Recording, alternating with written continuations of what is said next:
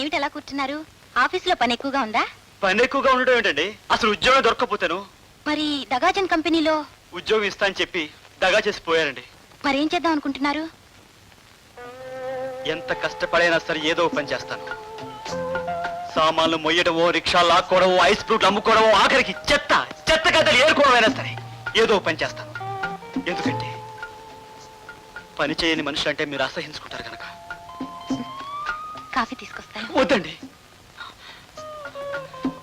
కానీ సంపాదన లేని నాకు కాఫీ మాత్రం ఎందుకండి? ప్రస్తుతం నా సంపాదన నుంచి మీకు ఖర్చు పెడతాను. మీరు సంపాదించినప్పుడు నా ఖర్చు పెట్టండి. అలా అన్నారు, చాలా బాగుందండి. అయితే తీసుకురండి.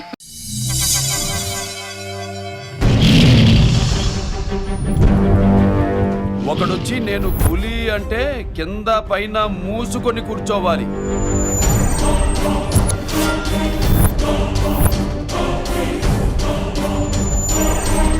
నేను చెయ్యి చాచినప్పుడే సెకండ్ ఇవ్వు. చనువిచ్చాడు కదా అని చక్కెర చూస్తే చుట్టాను చూడ్డానికి కూడా స్కెల్టన్ మిగలదు.